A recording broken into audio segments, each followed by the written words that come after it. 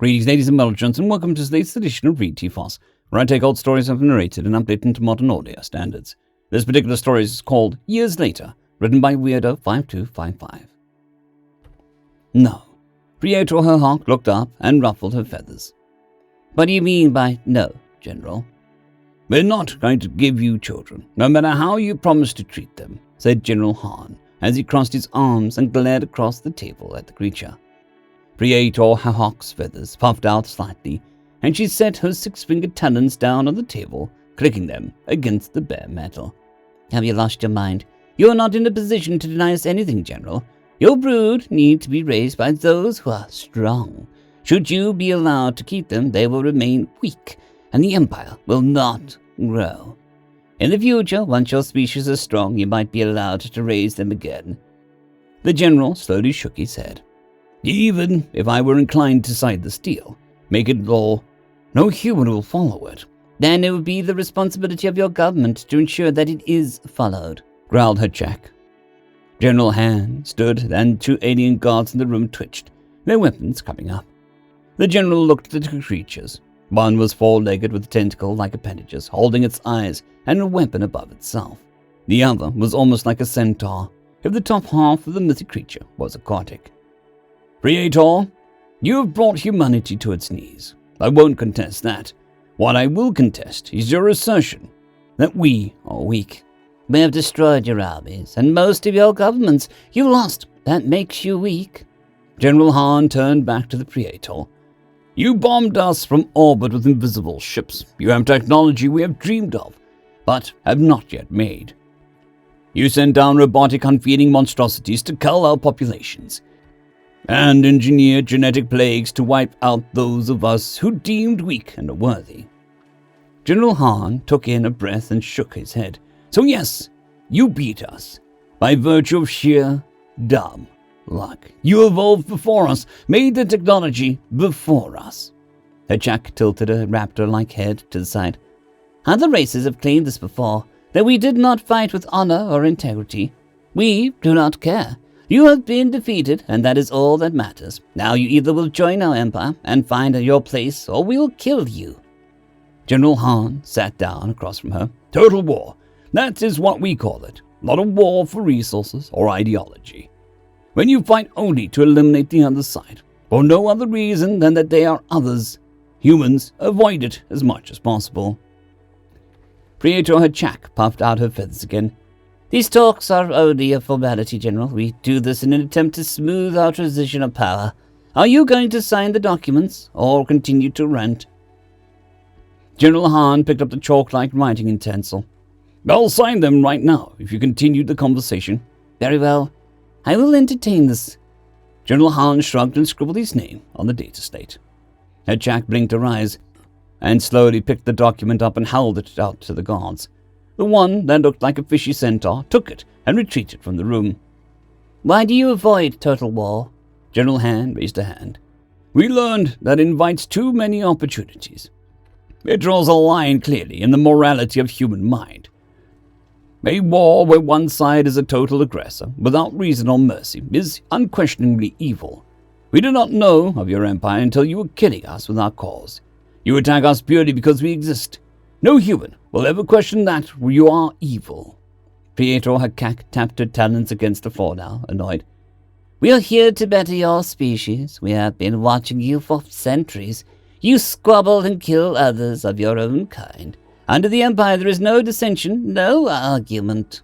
General Han sighed. Which is why you want our children. You want to raise them under this culture. The Prietor once again tilted her head and sighed. Historically, it has been the easiest form of transition. You and this generation of humans will fight. You will hate us, and you will continue to do so. If you have signed this deal with the intentions of resisting us and subverting us through other means, you will fail. Once we have enough children, the population will be sterilized. None of the children raised by the Empire will return here for millennia. Your civilization and species will fade into the grandness of the Empire, and your world will only be another of thousands. General Han's face was stony at this. You enjoy doing this. I do it because I must, said the Prietor, returning the glare.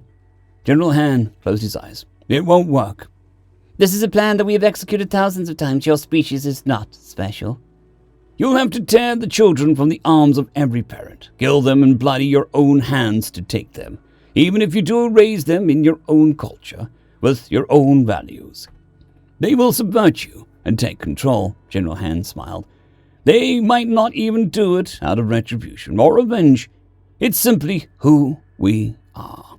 It could take 1,000 years, but in the end, humans will beat you. Praetor Hajak stood up and raised her feathers. We shall see. General Han smiled. We won't. You and I aren't going to be alive for much longer. Hajak paused, and the little guard dog moved forward, gun held up by its tentacles, humming. This negotiation is the first time you've landed a ship. We buried a few dozen nuclear warheads underneath us. The Praetor's feathers puffed out even further, which we detected and have remotely disabled. General Hand's expression soured slightly. Did you, detect the C4? The Praetor frowned. C4? 3,764 years later. Thorn sat down across the table from an alien and set a data tablet down in front of the creature. Its hairy tentacles whipped around the room. An eerie, high-pitched sound pervaded the room. As Thorn understood it, that was how the creatures could see. We are not capitulating. Thorn blinked and put both of his hands down on the table. Most of the species you bring into the Empire say that. In the end, they end up joining. The furry tentacles whipped around Thorn, hitting him in the face. The Empire's representative flinched and tapped the data tablet in front of him. President Urea, this is the agreement that your people need to agree to if you want to survive. The president waved his tentacles over the tablet, reading the agreement in his own language. For several minutes, Thorn waited on the other side of the table, his face carefully neutral. You cannot expect me to agree with this, hissed President Urea. To give up our spawn to aliens, to others who have ravaged our planet, killed my people. Thorn sighed and leaned forward. President Urea, this is to ensure that your integration into the Empire goes smoothly. It is to ensure that your species survives as a greater whole. President Urea let out a screech of anger and picked up the data tablet and hurled it at one of the guards. Rel caught the pad before it hit him in the face and slowly set it back on the table. Then your species will die, said Thorn. So be it. We would rather die than submit to this. Thorn stood up and looked at the furry creature. Is that really what you want? To go down fighting until your last breath? We will release diseases and genetic abominations on your world, giving your people horrible, agonizing deaths. Drones armed with every weapon you can imagine will stalk your streets. And we will use your population centers as target practice for our orbital weapons. All you have to do to avoid this is to give up your spawn. President Urea buzzed and whipped his tentacles around, hitting Thorn across the chest, pushing him back. I do not care. Even if I give this order, my people will not follow it. Then we'll take your spawn and kill you anyway. You can try, hissed the president. Thorn smiled and tapped his fist on the table. Good. Rel turned and cracked one of the small lights at the top of the ceiling, making the lights in the room flash and blink into a dull blue glow. The cameras and other recording devices pausing. Good, repeated Thorn, as he slowly sat back down in the chair across from the president. Ignore all of what I just said, but I can give you a second option. One my own species took. One that'll be far more difficult. And you will never see the results. The mass of hair and the tentacles bagged backwards into its own seat, and an eerie screeching at the edge of Thorn's hearing continued. What is this option? You let us take your children. The president drew himself up. I already told you that I will not allow your empire to take our children. Not my empire, snapped Thorn. They did the exact same thing to my planet. We were even less technologically advanced. They killed us off and stole the first generation of children. Thorn paused and drew a breath. For the first 1,000 years, we served them like every other species. We killed off other planets, stole their spawn, and raised them to serve the Empire. Thorn turned around to the guard. Rel? The other man tossed him an object, and Thorn caught it, setting the small object down on the table. He pushed it towards the alien. That's a coin from one of the dozens of nations on what used to be the home world for my species. We're not sure which one. We've lost so much. And the beginnings of the blue are almost as much of a mystery. We don't know who first started it. They've died. We don't even know if it was one of our own. Ton picked up the coin and spun it on the table. We don't know the name of our original planet, the name of our species. The Empire took all of it from us, and we served them for so long. Ton snapped the coin down. President Urea waved his mass around for a moment. What are you trying to say? Ton looked at him and slowly shook his head. The blue is growing, but even so we're not strong enough to break the Empire. We can't beat them yet, so we grow and spread. We can't be found, so we only offer this to species who are the most like us, who'll die to one day destroy the Empire. The blue can't save your species. But if you give us the data on your people, Ton paused, we'll raise them as much as we can in accordance with it, teach them as much as we can, so that one day the children of your species can stand beside us and destroy this Empire. President Urea settled his tentacles down and let out a low hiss. How do I know that you are not lying? How do I know that it's not some ploy to gain our compliance? Ton tapped his foot. You don't. In either case, we're going to destroy your species to ensure the blue is protected. If you want to join the blue, then your people will have far more than my own did.